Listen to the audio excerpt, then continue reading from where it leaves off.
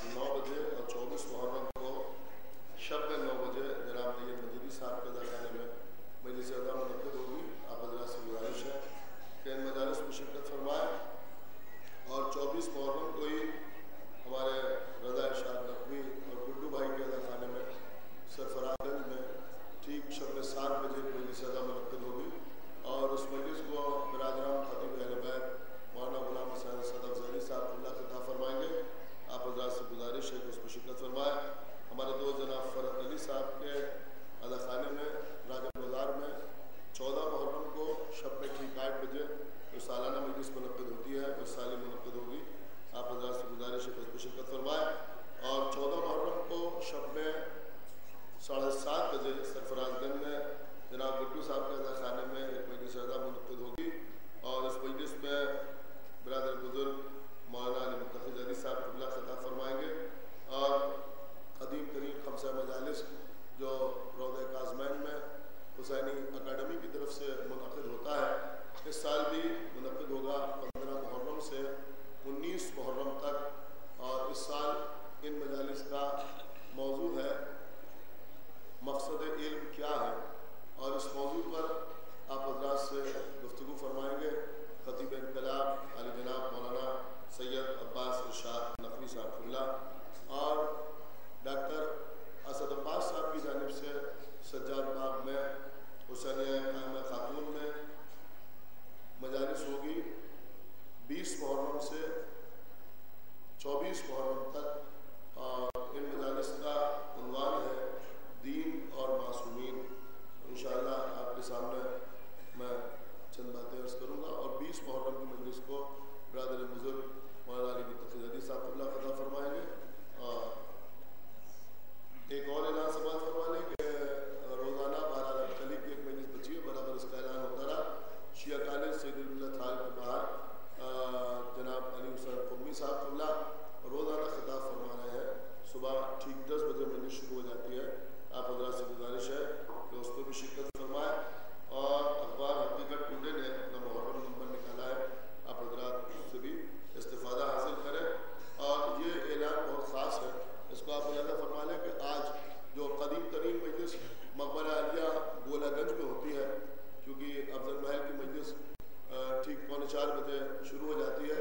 लिहाजा गोलागंज मक़बरे में जनाब राजा साहब के मकान पर जो मजलिस होती है 8 मुहर्रम को वो आज घड़ी देखकर ठीक 3 बजे शुरू हो जाएगी, बल्कि 2:45 बजे पेशखानी शुरू हो जाएगी। और ठीक 3 बजे मैं आपके सामने फ़ज़ाइल मसाइब अहले बैत बयान करने का शरफ़ हासिल करूँगा। आप हज़रात से गुजारिश है उस पर शिरकत फरमाएँ। फ़ातिहा।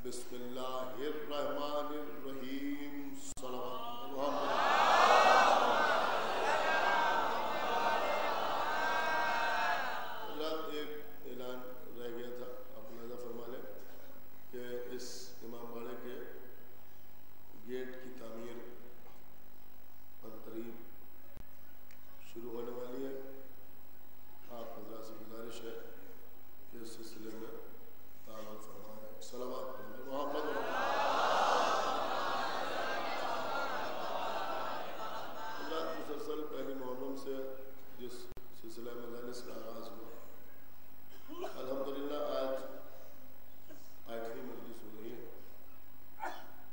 और जितनी गुफ्तगू हुई वो बिस्मिल्लाहिर्रहमानिर्रहीम को उन्वान करार देते हैं।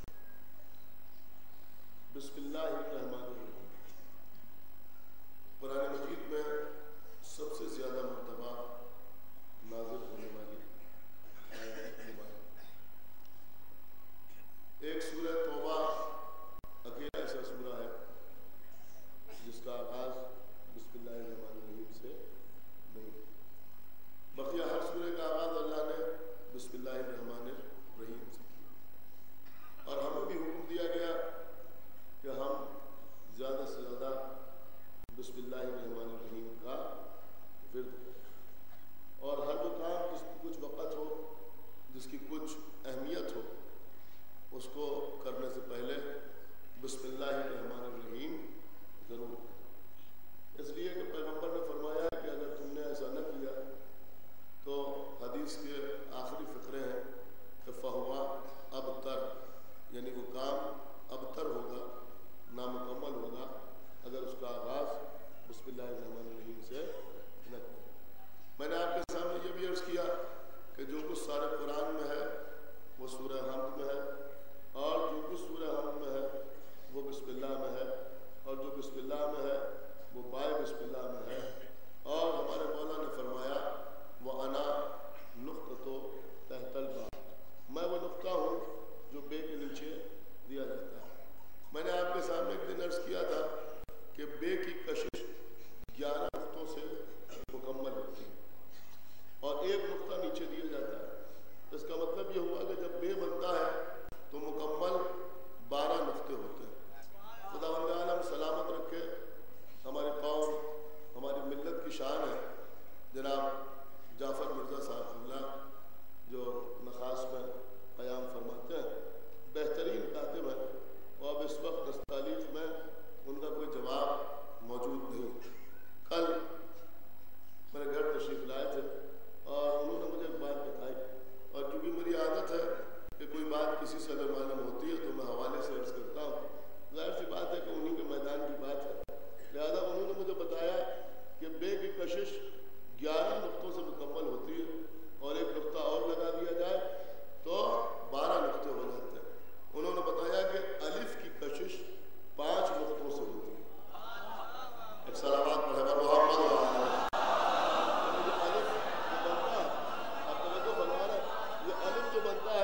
ये 5 नुक़्तों से मिल के बनता है, यानी अगर 5 नुक़्ते बराबर हो तो उसको मिल के अलिफ बनता है। अब आप देखिए अज़ीज़ों क्या इंतज़ाम कुदरत है, अलिफ में 5, बे में 12, गौर फरमा रहे हैं आप। इसका मतलब ये हुआ कि उस वक्त तक इल्म का आगाज़ ही नहीं हो सकता जब तक 5 और 12 से वाबस्ता ना हुआ जाए। एक सलावत पढ़े मोहम्मद।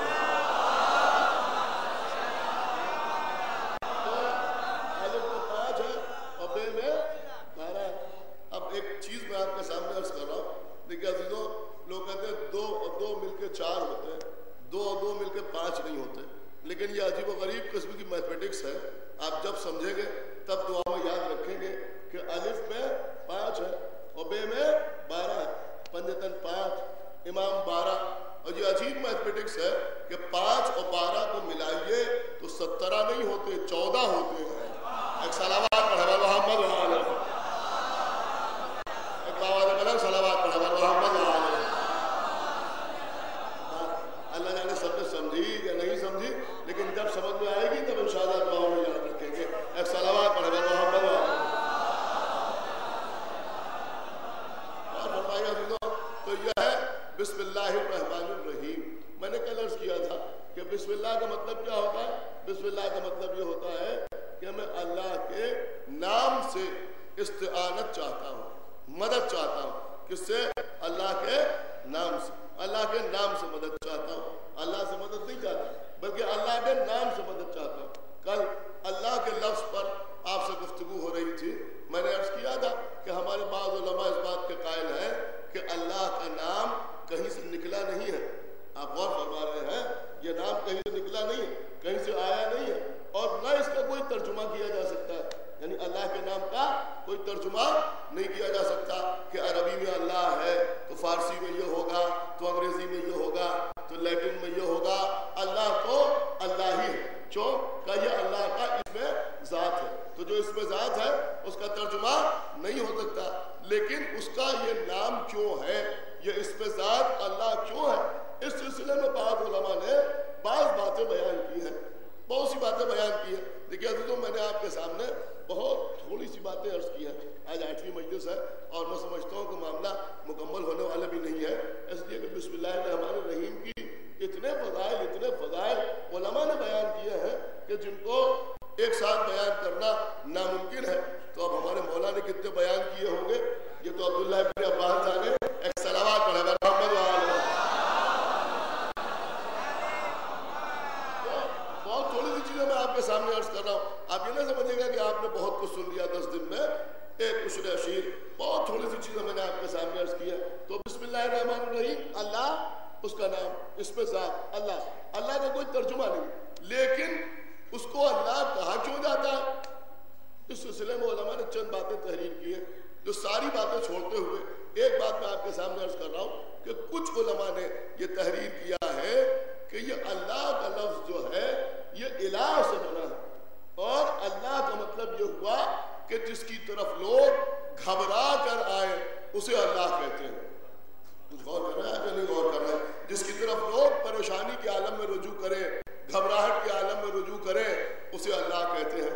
इसका मतलब ये हुआ कि जब आदमी हर तरफ से मायूस हो जाता है, कोई सहारा नजर नहीं आता, कोई बचाने वाला नजर नहीं आता, कोई सहारा देने वाला नजर नहीं आता, तो वो रुजू करता है अल्लाह की जानिब, इसलिए उसे अल्लाह कहते हैं।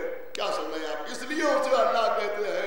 एक जुमला कहने को जी चाहता है कि मखलूक परेशानी के आलम में जिसकी तरफ रुजू करे उसे अल्लाह कहते हैं। क्या सुना है? कि मखलूक परेशानी के आलम में जिसकी तरफ रुजू करे उसे अल्लाह कहते हैं। और साहिब लौलाक नबी जब अपने बदन में ज़ौक़ महसूस करे तो जिसकी डेढ़ी पे आए उसे फातिमा कहते हैं। सल्लल्लाहु अलैहि वसल्लम।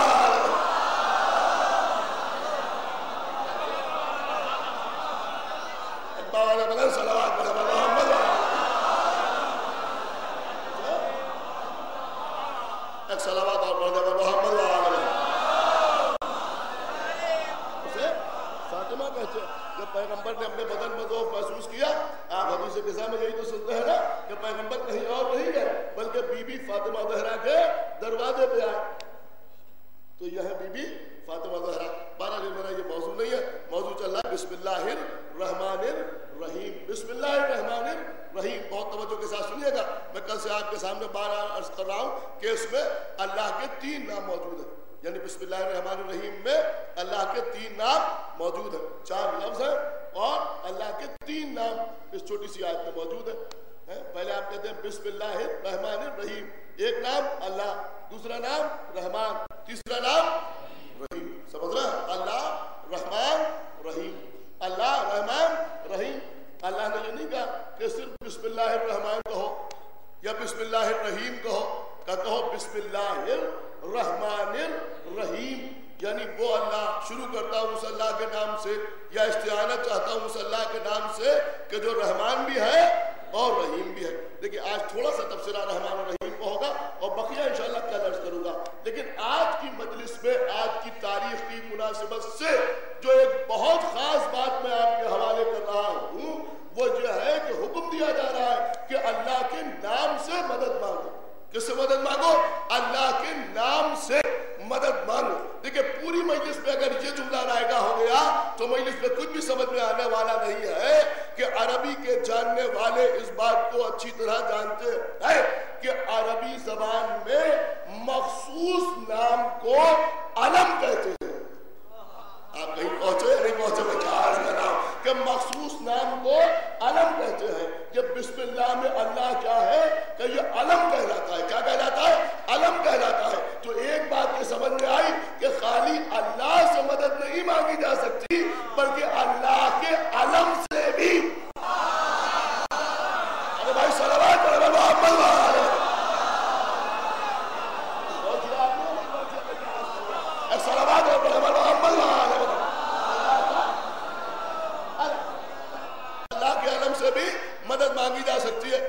परेशान ना होइएगा, घबराइएगा नहीं कि ये मैंने क्या कह दिया। ये खाली मैंने लफ्जी रिवायत से काम नहीं लिया, हकीकत में अलम का जो मतलब वहां है वही अलम का मतलब यहाँ भी है।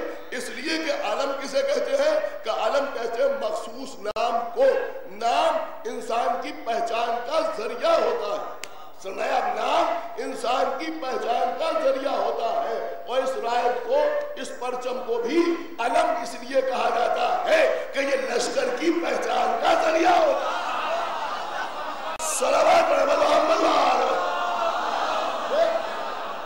और किया आपने, तो उसका नाम भी अलम और ये भी अलम। तो जब इस अलम से मदद मांगी जा सकती है तो फिर इस अलम से मदद क्यों नहीं मांगी जा सकती? समझ रहा? लोग कहते हैं ये हजरत अब्बास का अलम है।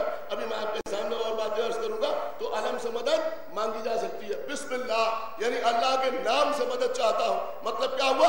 अल्लाह के अलम से मदद चाहता हूं।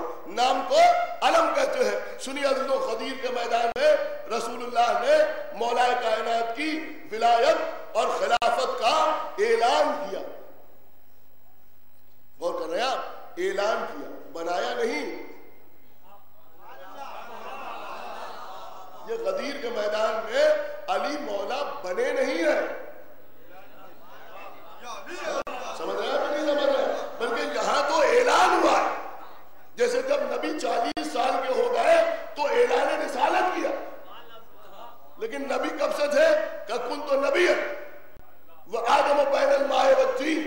मैं उस वक्त भी नबी था जब आदम आबुगिल के दरमियान थे। समझ रहे हैं? तो नबी तो पहले से थे। जब 40 साल के हुए तो ऐलान हुआ। अब जब से मोहम्मद नबी थे तब से अली वली थे। क्या सुन रहे हैं भाई? खुदा के लिए तवज्जो बोल रहा है। सलावत पढ़ बोलो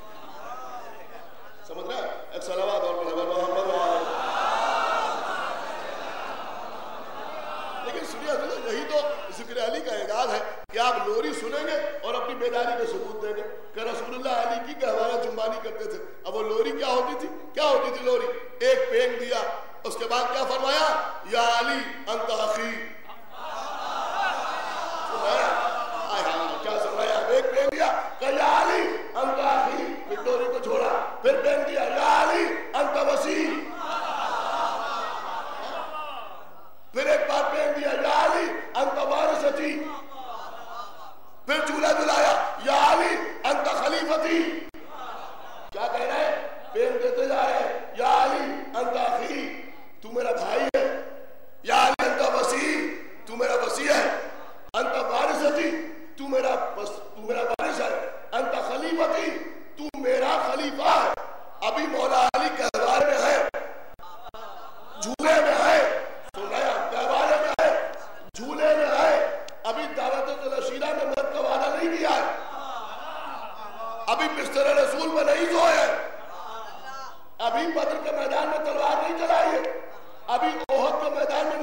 नुसरत नहीं की है, अभी खंदक के मैदान में कुल्ले ईमान का लक़ब हासिल नहीं किया है।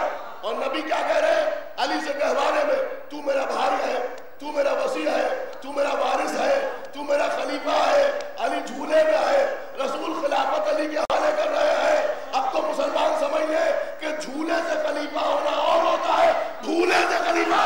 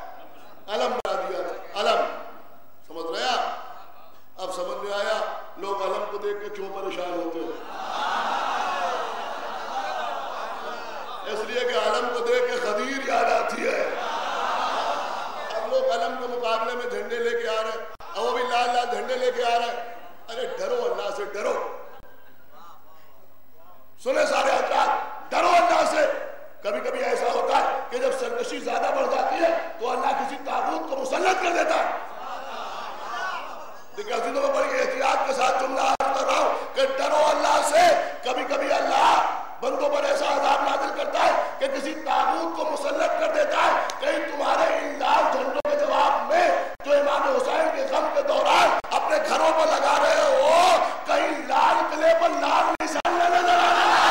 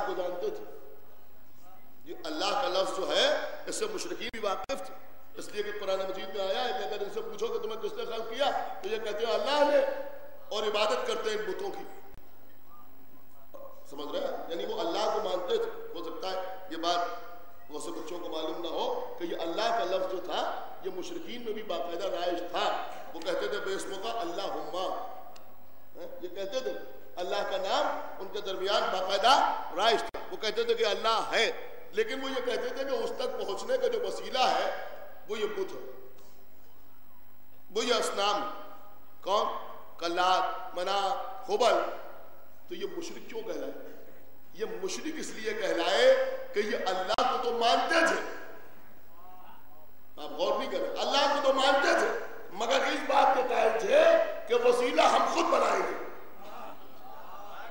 तो शर्म नहीं किया क्या फरमाइएगा, ये मुशरिक इसलिए कह रहा है कि ये कहते थे वसीला हम खुद बनाएंगे। तो आप समझ में आया कि जो अल्लाह को माने और वसीला खुद बनाए वो मुशरिक होता है। सलावत पढ़े मोहम्मद अल्हम्दुलिल्लाह। यहाँ हम अल्लाह को भी मानते हैं और वसीले हैं वो भी अल्लाह ही की तरफ से आए। रसूलुल्लाह को भी अल्लाह ने भेजा, मौला अली को भी अल्लाह ने मुंतखब किया, बीबी ज़हरा, इमाम हसन, इमाम हुसैन, जितने हमारे आइम्मा हैं इनका इंतखाब किसने किया? कहा अल्लाह ही ने किया।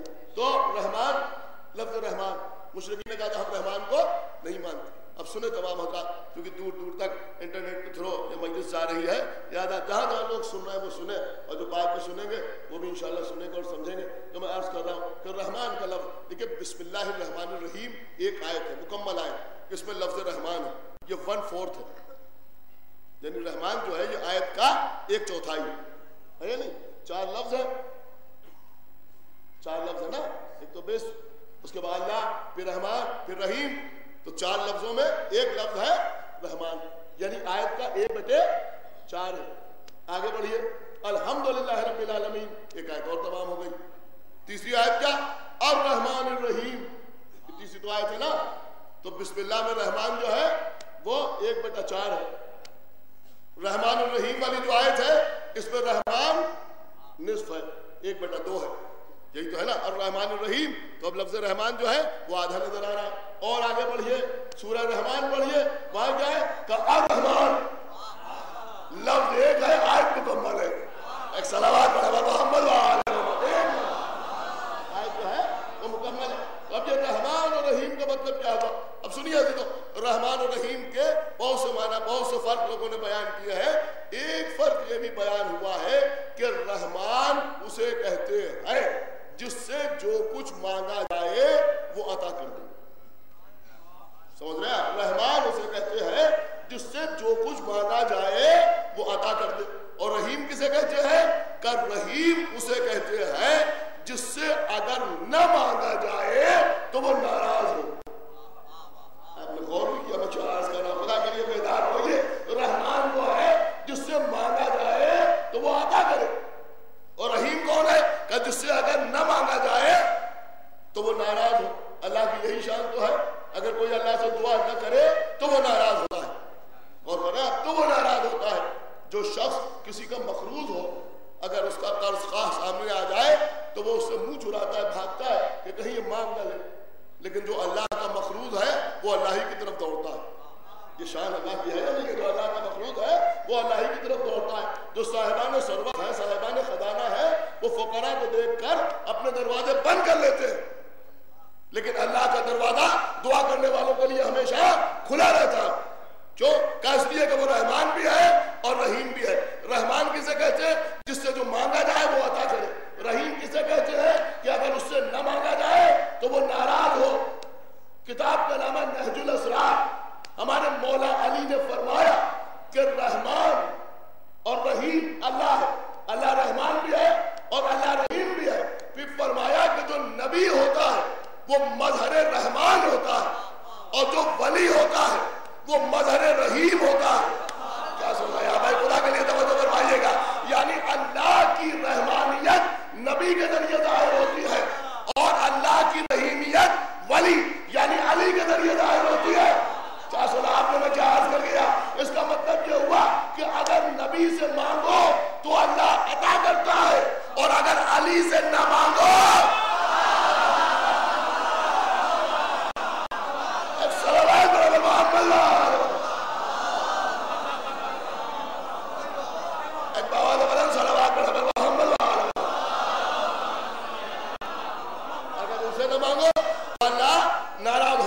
इसलिए कि ये मजहर रहीम है, रहीम का मजहर है अली। कल भी इंशाल्लाह इसी बात को आपके सामने अर्ज करना है, और इसमें कुछ निकात आपकी खिदमत में पेश करूंगा। बस एक आखिरी बात पूरी तवज्जो के साथ सुन लीजिएगा। तो रहीम का मजहर कौन? का रहीम का मजहर है अली, रहीम का मजहर है अली, और अली की तमन्ना है अब्बास। क्या सुन रहे हैं? अली की तमन्ना है अब्बास, यानी जिससे सब अपनी तमन्ना जाहिर करें उसकी तमन्ना का नाम है अली। जिसके वसीले से सब दुआ करें, उसकी दुआ का नाम है अली। तो मानना पड़ेगा कि अगर अब्बास से सवाल न किया तो अली भी नाराज, नबी भी नाराज, अल्लाह भी नाराज। सुनाया, अल्लाह भी नाराज, नबी भी नाराज, मौला अली भी नाराज। अब 4 मिसरे सुनिए पूरी तवज्जो के साथ कि ये दौलत और इज्जत कोई सीजाह न दे। देखिए बहुत पहले मैंने कहे थे, अर्ज कर रहा हूं कि ये दौलत और इज्जत कोई सीजाह न देगा, वो अब्बास जो दे देंगे कोई शाह न देगा। ये दौलत और इज्जत कोई सीजाह न देगा, वो अब्बास जो दे देंगे कोई शाह न देगा। और खुद उसने बनाया है इन्हें बाबे हवाइज, इसे नहीं मांगोगे तो अल्लाह न दे।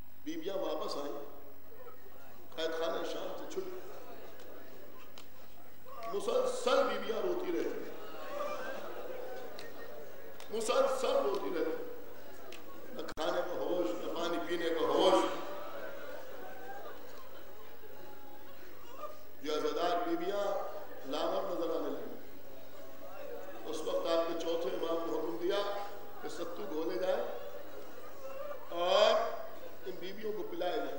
क्यों? ताकि इनमें कुव्वत पैदा हो इमाम हुसैन को रोने के लिए। अभी जो दूसरे आ जाते हैं उनकी बात अलग है, लेकिन आपके लिए ये तबर्रुक का एहतमाम क्यों होता है? इसलिए होता है कि आप मातम करें, ज्यादा से ज्यादा मातम करें, जुलूस में बातें करते हुए ना चले, कंधे पर हाथ रखे ना चले, मोबाइल कान में लगा के ना चले, समझ रहे हैं? बल्कि मातम करते हुए चले, सीने पर अपने हाथ मारते हुए चले, ज्यादा से ज्यादा लोग मातम करें। हाँ, जब मातम करते करते थक जाए, ऐसा लगे कि कुछ कुव्वत कम हो रही है, तो जो सबीने लगी है कहीं से पानी पी लीजिए, चाय पी लीजिए, काफी पी लीजिए, या कोई चीज बच रही है तो तनावुल फरमा लीजिए और खाने के बाद फिर मातम करना शुरू करें। और अगर जो बुजुर्ग हैं उनके लिए मैं अर्ज कर रहा हूँ, जो मरीज है, अगर ज्यादा देर आप जुलूस के साथ मातम करते हुए नहीं चल सकते तो आप ज़ियारत करके अपने घर तशरीफ ले आइए, आकर अपने घर में बैठिए, बैठ के इमाम हुसैन अलैहिस्सलाम पे आंसू बहाइए, लेकिन जुलूस के साथ बातें करते हुए न चले, गुफ्तगू करते हुए न चले। फोटो पर तबस्सुम आने का तो कोई सवाल ही नहीं। और अजीजों, अगर कोई शरपसंद रास्ते में कोई हरकत करे तो सबसे पहले इंतजामिया के जो जिम्मेदारान वहां हो उनको मुत्तला कीजिए कि ऐसा काम हुआ, फौरन खुद जवाब देने की कोशिश न कीजिए, पहले जिम्मेदारान को मुत्तला कीजिए, अपना फरीदा अदा कीजिए। और अगर कोई सुनने वाला ना हो तो कम से कम 100 नंबर पर डायल करके आप पहले अपनी शिकायत दर्ज कराएं और उसके बाद किसी किस्म की कार्रवाई खुद करने की कोशिश करें। वरना कोशिश यही कीजिए कि पहले इंतजामिया से शिकायत कीजिए, इसलिए कि हम जुलूस लेके चलते हैं तो फसाद करने के लिए नहीं चलते, गम मनाने के लिए चलते हैं। आज तो एक बात कह रहा हूँ, ये तो दुनिया में जाहिर हो जाता है भाई, लोग कहते हैं जुलूस लेके करते हैं। अरे भाई, अगर हम फसाद करने के लिए निकलेंगे तो इन औरतों को थोड़ी साथ ले जाएंगे। छोटे छोटे बच्चे गोद में लेके जो औरतें जुलूस में जाते हैं, ये इस बात का सबूत होता है कि हम हुसैन का काम मनाने के लिए जा रहे हैं। हम जुल्म करने के लिए नहीं जा रहे, हम फसाद करने के लिए नहीं जा रहे, बल्कि हम इमाम हुसैन अलैहिस्सलाम का गम मनाने के लिए जा रहे हैं। अज़ीज़ों, हज़रत अब्बास का अलम, यह हमारी पहचान, उसका एहतराम, उसकी ताज़ीम, उसकी तकरीम, खुदा के लिए मेरी समझ में नहीं आ रहा कि मैं कैसे कहूँ, लेकिन सरकार बाबुल मुराद का ऐवान है, मैं बात कही दूँ जो दिल में है, और मेरे ख्याल में आप भी रो रहे हैं, लेकिन खुदा के लिए अगर नौजवान इन मामलात में एक्टिव हो जाए तो किसी की हिम्मत और जुर्रत ना हो अज़ा इमाम हुसैन अलैहिस्सलाम की तौहीन करने की, कि सिर्फ किसी जमीन पर कब्जा करने के लिए वहां हजरत अब्बास का आलम नहीं होना चाहिए। किसी को अच्छा लगे या बुरा लगे, लेकिन बात जो सही थी वो मैंने आपके सामने अर्ज की। और फरमा रहा ये हजरत अब्बास का आलम है, डरिए हजरत अब्बास, समझ रहे हैं? हजरत अब्बास से डरिए। अब मैं इशारा कर रहा हूँ आपके सामने, देखिए कुरान जो हमारे घरों में रहता है ना, तो हम उसका एहतराम करते हैं, ताज़ीम करते हैं, तकरीम करते हैं, लेकिन जिस प्रिंटिंग प्रेस पर कुरान छपता है, अगर उसका मालिक मुसलमान भी हो तो जो कुरान छपता है वो उसके लिए माल की हैसियत रखता है। उसके घर में जो कुरान होता है उसे तो कलामुल्लाह समझता है, और इसको समझता है इतना माल छपा और इतना बिका और इतना रह गया। और मैं आगे कुछ ज्यादा अर्ज नहीं करना चाहता, कुछ पेशेवर ऐसे भी होते हैं जिनके लिए दीन भी माल ही की हैसियत रखता है, तो उनको नमूने अमल न करार दीजिए, समझ रहे हैं? मैं अर्ज कर रहा हूं, उनको नमूने अमल करार न दीजिए। आलम हजरत अब्बास का आलम, देखिए बड़ी एहतियात की जरूरत है मौला अब्बास के सिलसिले में। कदम कदम पर हजरत अब्बास की कसम न खाइए,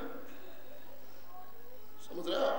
जैसे अजीजों, खाके शिफा का मसला है ना, कि जब सारी की सारी दवाएं नाकाम हो जाए और अतिब्बा बिल्कुल हाथ झाड़ के खड़े हो जाए और कहते कि अभी अच्छा नहीं हो सकता, तब खाके शिफा दी जाती। यही मसला यहाँ है कि जब कोई रास्ता नजर ना आए तो हमारी पहचान यह है कि जब किसी तरह से हम अपनी बात को साबित नहीं कर पाते, बिल्कुल आखिर में और कह रहे होते हैं सच, तब हम लड़ते हुए हजरत अब्बास की कसम खाते हैं।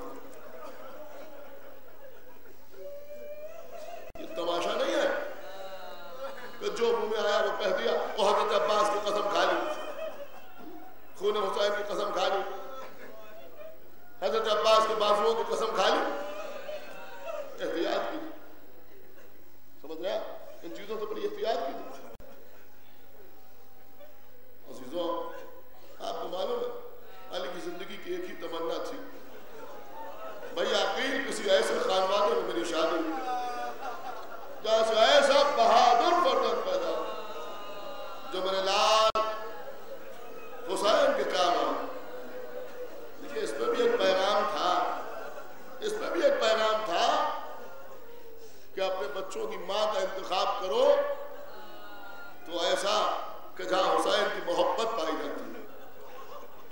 आज की तारीख में बच्चों के लिए ये पैगाम है कि जहां हुसैन की मोहब्बत पाई जाती है, जहां हुसैन से अकीदत पाई जाती है। जनाब अकील ने जनाबे उम्मुल बनीन का इंतखाब किया। अब हुआ उम्मुल बनीन मौला अली के घर आए, सबसे पहले ड्योढ़ी पर सजदा किया, घर के अंदर पहुंचे, सरकार हसनैन मां समझ के एहतराम में खड़े हुए। तो बच्चों बैठ जाओ, मैं तुम्हारी मां बन के नहीं आई, मैं तुम्हारी करीब बन के आई।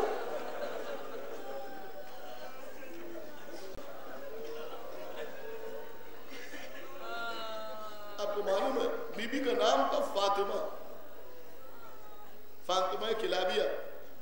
एक दिन मौला अली से कहा कि या अली, आप मुझे फातिमा कह के ना पुकारा कीजिए। कहा बीबी क्या आपका नाम फातिमा नहीं है? कहा है हमारा नाम फातिमा, लेकिन आप हमें फातिमा कह के ना पुकारा कीजिए। कहा क्यों? कहा इसलिए कि जब आप हमें फातिमा कह के पुकारते हैं तो हसनैन को अपनी मां याद आ जाती है और उनकी आंखों में आंसू आ जाते।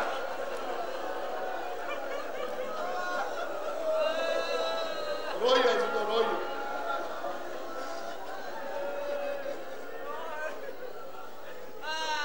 तब मौला अली ने कुन्नियत करार दी उम्मुल बनीन, बेटों की मां, बेटों की मां।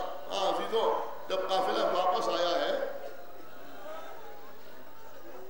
तो बीबी उम्मुल बनीन ने अपने बच्चों को गिरिया तो नहीं किया, रोई तो नहीं, आंसू तो नहीं बहाए जनाब उम्मुल बनीन ने, लेकिन जब कोई उम्मुल बनीन कहता था तो कहती थी अब मुझे उम्मुल बनीन ना कहा, इसलिए कि वो बेटे कहा है जिनकी मैं मां हूं।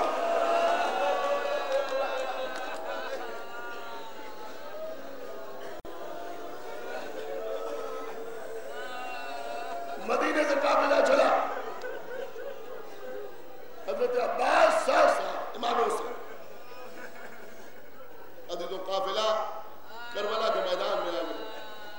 सुने गया सुबह आशूर ये तय पाया कि आका हुसैन और अम्र साद मलून के दरमियान मुसालिहत के सिलसिले में आखिरी गुफ्तगू हो जाए, और ये भी तय पाया कि वो अपने नाबकार बेटे को लेके चले और इधर से आका हुसैन अपने बेटे को लेके चले, ना उसके साथ कोई और आए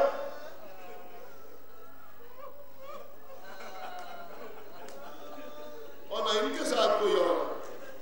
वो अपने बेटे को लेके आए या अपने बेटे को लेके आए।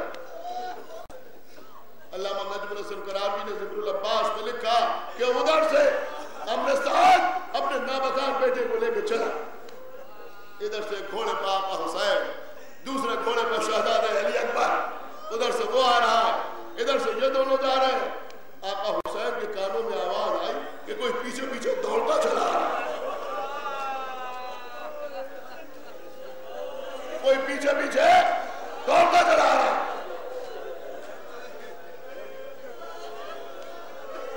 घोड़े को रोका आका हुसैन ने, पीछे मुड़कर देखा कौन आ रहा है। क्या देखा कि सरकार कमर बनी हाशिम घोड़े पर सवार नहीं, पैदल दौड़ते चले आ रहे, हाथ तलवार के कब्जे के ऊपर है। जैसे आका हुसैन रुके, हमारे मौला अब्बास भी रुके। कहा भैया अब्बास, भैया अब्बास, तो तुम पीछे पीछे क्यों आ रहे?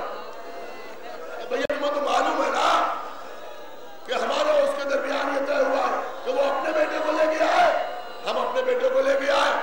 जब उसका भाई नहीं आ रहा है तो तुम क्यों आ रहे हो? कहा जरा गौर से देखिए, उसके पीछे उसका गुलाम भी तो आ रहा है।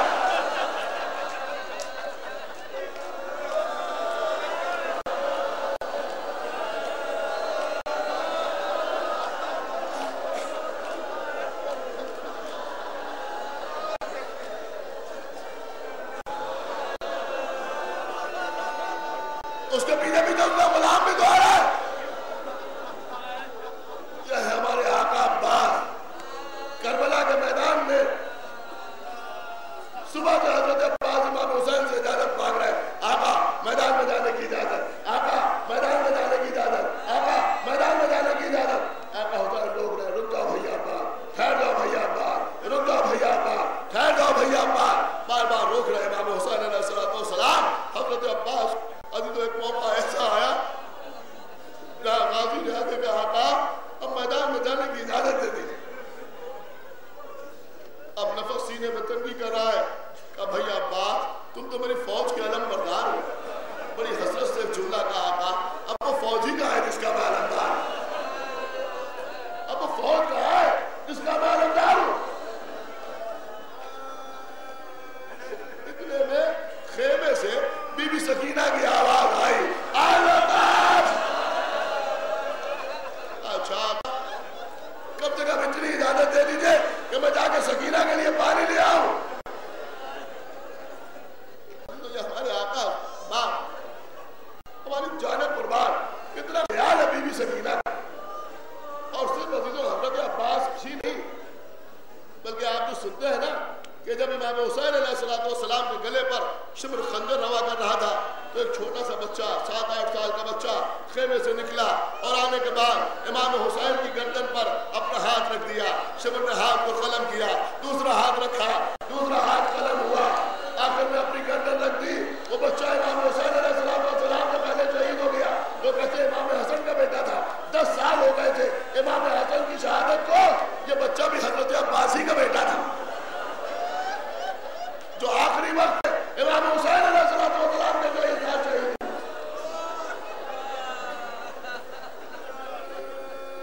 खेमे के दर पे आए, बेटी सकीना तरफ मश लिया। बीबी ज़ैनब ने खेमे का पर्दा उठाया, कहा भैया अब्बास खेमे के अंदर आ जाए। हजरत अब्बास खेमे के अंदर आए। जनाब सकीना ने अपने हाथों से मश्क हजरत अब्बास के आलम में बांधी। अब हजरत अब्बास खेमे से बाहर निकल रहे, खेमे से बाहर निकल रहे। हजरत अब्बास आज़ीज़ों गुज़श्ता साल भी मैंने पढ़ा था, इस साल फिर पढ़ रहा हूँ। हमने अपने घर में अपनी माँ से, अपनी फूफी से, दीगर बुजुर्ग ख़वातीन से ये नौहा सुना। हमारे भाई बहार साहब ने हमें बताया कि उनके वालिद का नज़्म किया हुआ नौहा है, क्योंकि मख्ता न था लिहाजा मैंने नाम नहीं लिया था गुज़श्ता साल। लेकिन अजीजों सुने कि अजीब व गरीब दो मिसरे गए, अजीब मतला है कसम खुदा की। जितना एहसास हो जाए उतना ही आंखों में आंसू आएंगे। फरार साहब मरहूम कहते हैं कि दरिया पर पानी लेने को अब्बास जाते हैं। देखिए सीधे सीधे मिसरे हैं, रो लीजिए अजीजों। दरिया पे पानी लेने को, अब ये खेमे का मंजर है। आज एक शेर में और पढ़ूंगा। आज रात को ईटीवी पर 10:30 बजे मजलिस आएगी, उसमें मैंने ये शेर पढ़ा है। लेकिन आज एक शेर यहाँ और आपके सामने इसी सिलसिले में अर्ज करूंगा कि दरिया पर पानी लेने को अब्बास जाते हैं। सुनेंगे दूसरा मतलब बर्दाश्त कर सकेंगे कि दरिया पर पानी लेने को अब्बास जाते हैं और सब बच्चे मिलके खेमे का पर्दा उठाते हैं। प्यासे बच्चे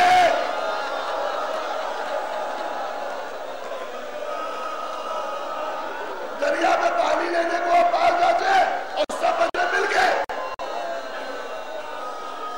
खेमे का पर्दा उठाते। लेकिन सामने जनाब अली असगर का गहवारा भी है, अपने ज़हन में रखिएगा। इंशाल्लाह आपके हाथ रुकेंगे नहीं, आप मातम करके रोएंगे। सुनिए तो दरिया में पानी लेने को अब्बास जाते और सब बच्चे मिलके खेमे का पर्दा उठाते और बाली सकीना बांध रही है आलम में बाज और झूले से खुश्क लब अली असगर।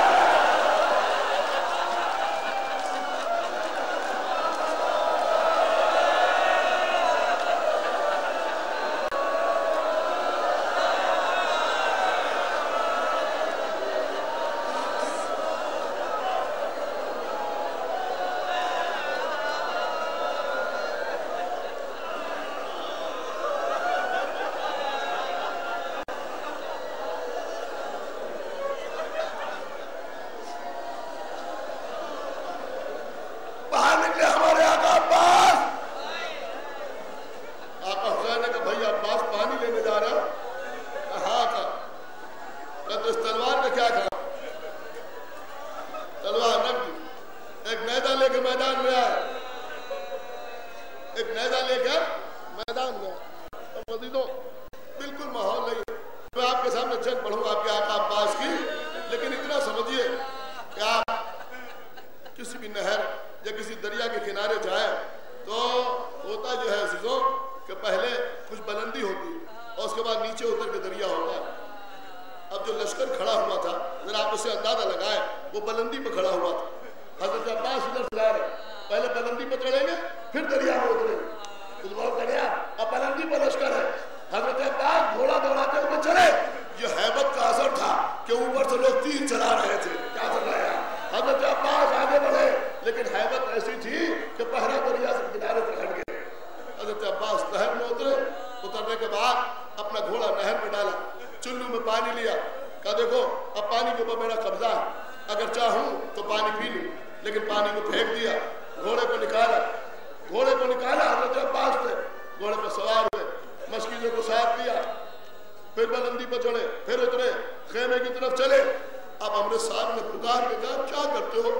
अगर एक कतरा पानी क़याम हुसैनी तक पहुंच गया तो कयामत तक इनसे कोई जंग न कर सकेगा। अब अभी तो भागी हुई फौजें पलटी, तीरों की बारिश शुरू हुई। तो आप जरा अंदाजा लगाए कि हजरत अब्बास पर तीरों की बारिश हो रही है, तीर चल रहे हैं हजरत अब्बास पर। एक शख्स ने छिप के दाहिने हाथ पर वार किया, हमारे आका में दाहिना हाथ जमीन पर गिरा, अलम को बाएं हाथ से संभाला। खुदा लानत करे हकीम बिन मुबाइल ने बाएं हाथ पर वार किया, बाएं हाथ करके जमीन पर गिरा। अब अलम को कंधे से लगाया, मस्त दांतों से लगाया, मस्त दांतों से दबाया, घुटने में नजर को दबाया। हजरत अब्बास आगे बढ़ रहे, अपनी चाहते हैं किसी तरह से पानी, किसी तरह से पानी क़याम हुसैनी तक पहुंच जाए। अदलो क़यामत है क़यामत। आज जो हजरत अब्बास थे अपना चेहरा मश्क को पकड़ लिया, किसी तरह से मश्क का तहफ़्फ़ुज़ हो सके। अब जो तीर चले, अब्बास का चेहरा तीरों से चलने, रोइए जिन्हें रोइए। हजरत अब्बास का चेहरा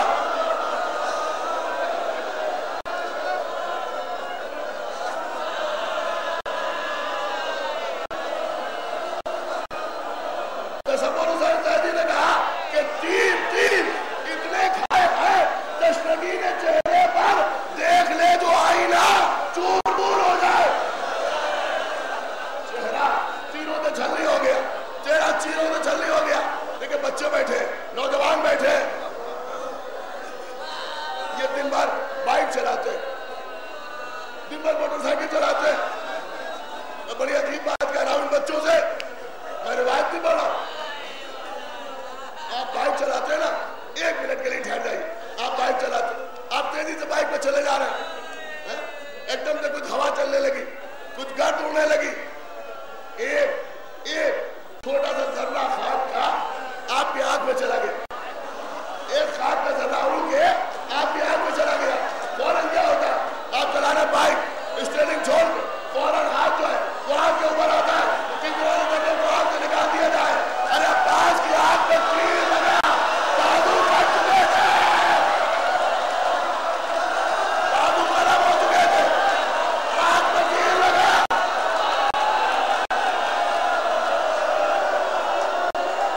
अरे तीर को कैसे निकालते? खुदा लानत करे और मुलाबल उमर पर एक दूसरा तीर चलाया जो मश्क सकीना में लगा, हजरत अब्बास के सीने में दर्द हो गया, मश्क का पानी बह गया, अंदर पानी बह गया। अब्बास से घोड़े का रुख मोड़ा,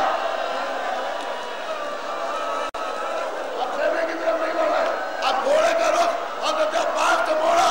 आज तो एक वक्त ऐसा आया कि जब गाजी के सर पे गोंद लगा, अब्बास घोड़े से जमीन की तरफ आए, ए आका।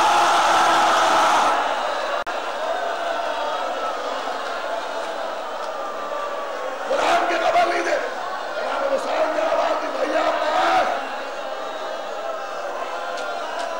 सुनिए जी, तो आवाज दी, भैया अब्बास, तुम्हारे मरने से मेरी कमर टूट गई। भैया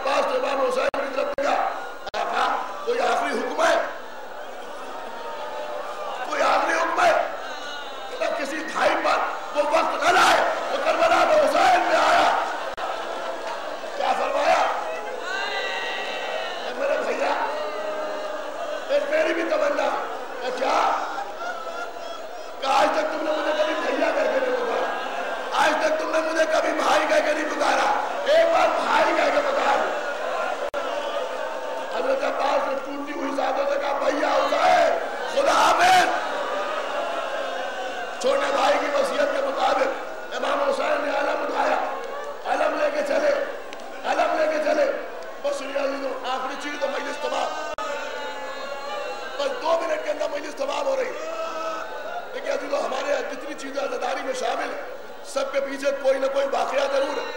आपने देखा होगा कि जब अलम उठता है तो एक अलम खाने में नस्ब रहता है, समझ रहे आप। शब आशूर दरगाह में शहजादा साहब का अलम आएगा तो अंदर भी एक अलम मौजूद है, इस अलम को उस अलम से मिलाया जाता है, मस किया जाता है। आपको मालूम है क्यों मस किया जाता है, किस लिए मस किया जाता है आप जानते हैं? लेकिन अभी तो जब से काफिला करबला के मैदान में आया, खेमे दरिया के किनारे से हटे, चूंकि मौला अली ने कहा था जनाब ज़ैनब से, बेटी ज़ैनब करबला में तुम्हारे सर से चादर छीनी जाएगी, लिहाजा जब भी करबला की जमीन घोड़ों की टापों से दहकती थी, बीबी ज़ैनब अपनी चादर पकड़ ली। कभी मालूम हुआ उमर साद आया, बीबी ने चादर को पकड़ ली। कभी मालूम हुआ शिंग मलून आया, बीबी ने चादर को पकड़ ली। कभी पता चला खूली आ गया, बीबी ने चादर को पकड़ लिया। जब इमाम हुसैन ने बहन का यह हाल देखा तो कहा बहन परेशान न हो। का बाबा ने कहा था कि करबला में तुम्हारे सर से चादर छिनेगी। का बेशक बहन ऐसा जरूर होगा, लेकिन अभी नहीं। का भैया मैं क्या करूं, जब कोई रिसाला आता है तो मैं सोचती कहीं को वक्त तो नहीं आ गया जब मेरे सर से चादर छीनी जाएगी।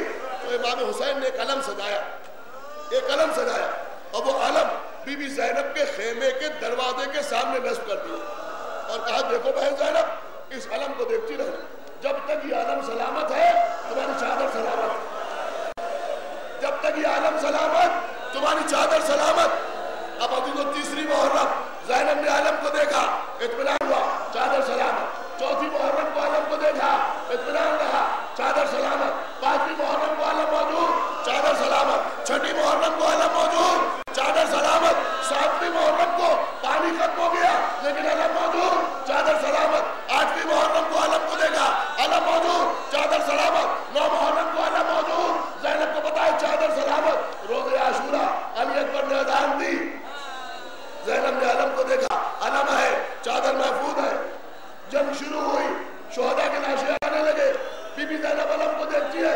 अभी वो वक्त नहीं आया कि सर से चादर छिने, कौन का लाशा आया, मोहम्मद का लाशा आया, समझ रहा, औलाद अकील के लाशे आए, औलाद जाफर के लाशे आए, लाशे आते रहे।